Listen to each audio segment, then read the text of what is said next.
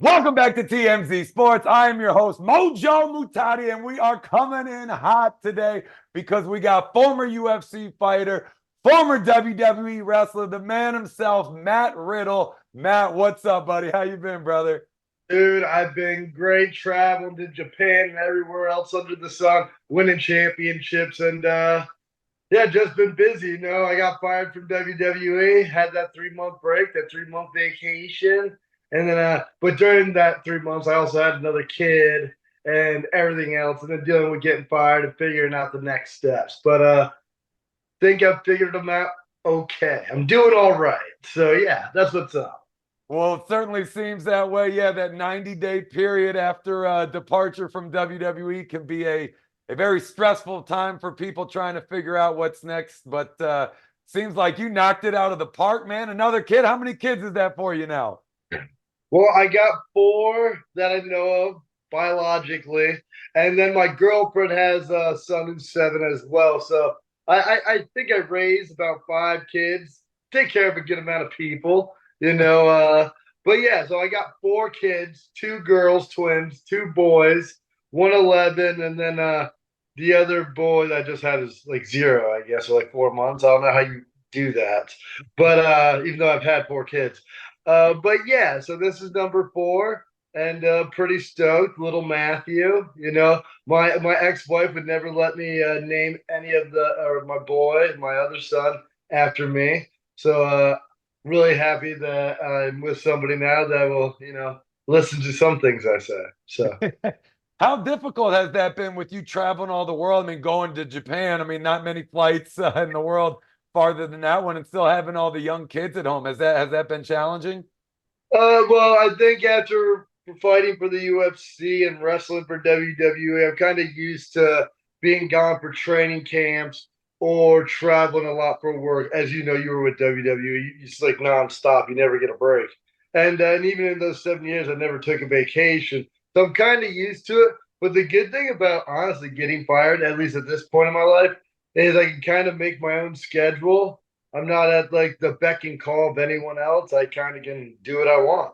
And it has made my life extremely what's the word? It's made me extremely happy that I have some control of my life again. I can say no when I want to say no. And if I want to hang out with my kids, I can. If I want to do something else, I can. And I think people don't realize the kind of power that is to be able to say no and stop and be able to do what you want to do. So. Certainly good for everybody's mental health. I mean, it's awesome to see how much you've been crushing it on the outside side. I mean, dude, let's dive right into it. You got a big one coming up this weekend, Friday, MLW War Chamber, Fujita for the title. Talk a bit about that match. I mean, how you've been preparing for it and your thoughts ahead of the weekend. Well, this match is this Friday, MLW War Chamber. I got Fujita on, and the guy's no joke because they don't fly anybody over from Japan to the United States unless they bring the heat. I've seen his work. The guy's a stallion. He's put a couple people down, but I ain't just some person. I'm the king of bros. I'm the rude dude. And this Friday, I'm gonna keep my television world championship and I'm gonna beat Fujita son. And it's no disrespect, but you're coming to my turf. I kind of rep MLW. They're my boys. They take care of me. I take care of them. And of course, I won the New Japan Television Championship. And there's no way I'm gonna let my boys down. I'm not gonna let me down. I'm not gonna let little Matthew down. I can't lose to Vegeta son. I mean, I know he wants that, but I can't let that happen. But I think it's going to be a pretty high octane match. It's going to be hard hitting. Also, I believe I have another match this Friday as well.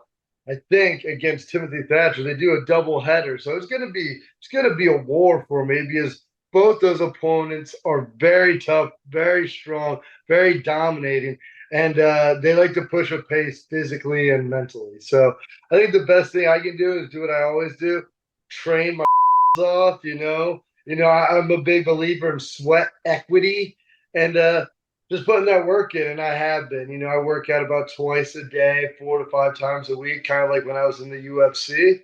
And I plan on outworking everyone, doing more than anyone, and being more durable than everyone.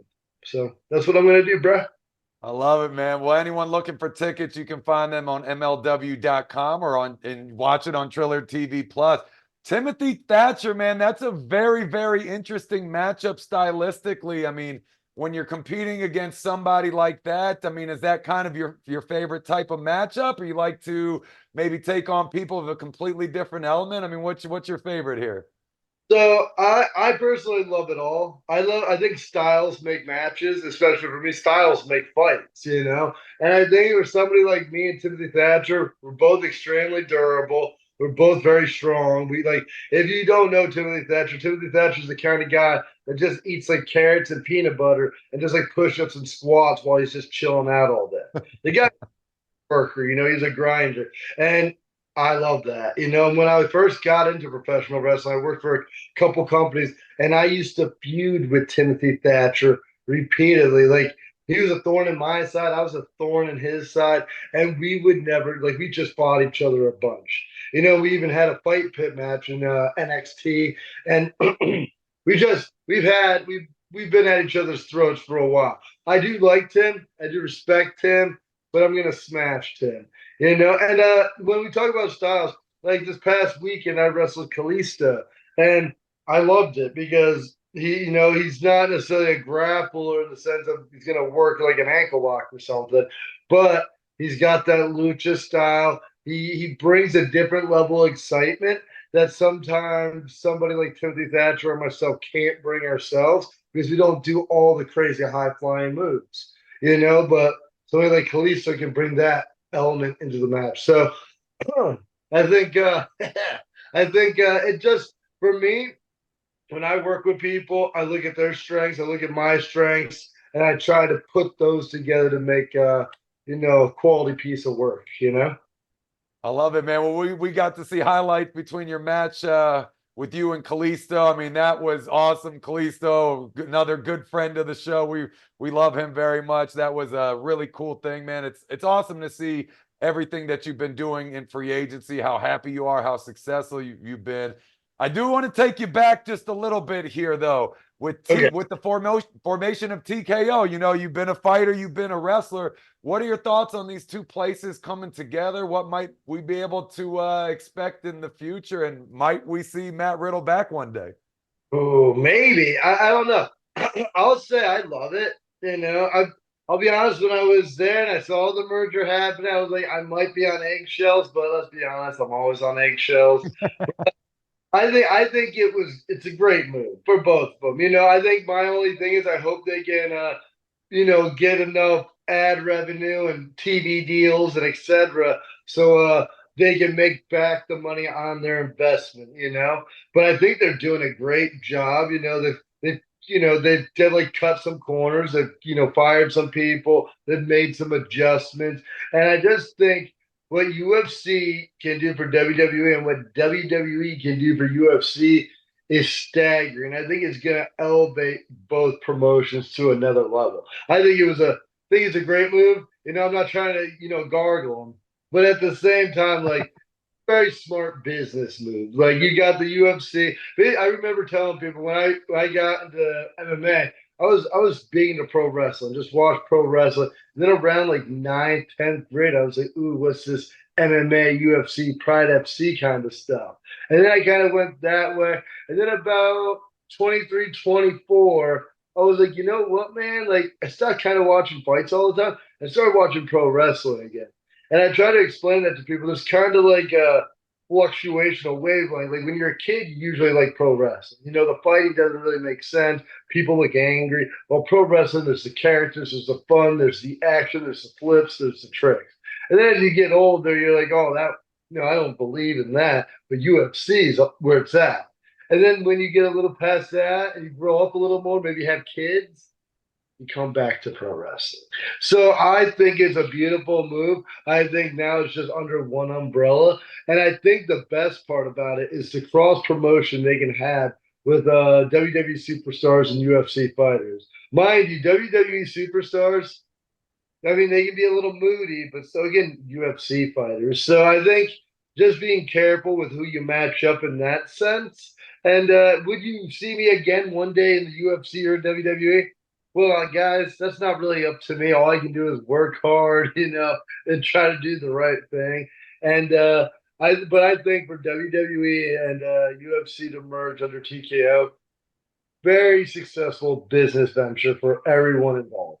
Really, like kudos to them. I don't think it was the best thing for me at the time, but great.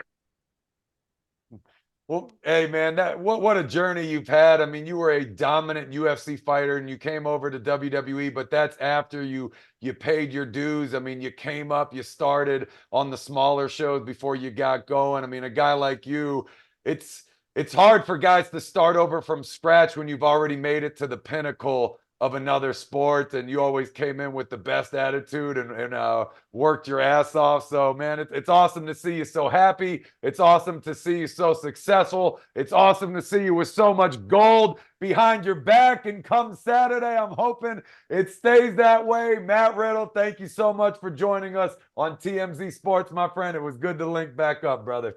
It was awesome. Hopefully, we can like catch some dinner or do something in the near future soon.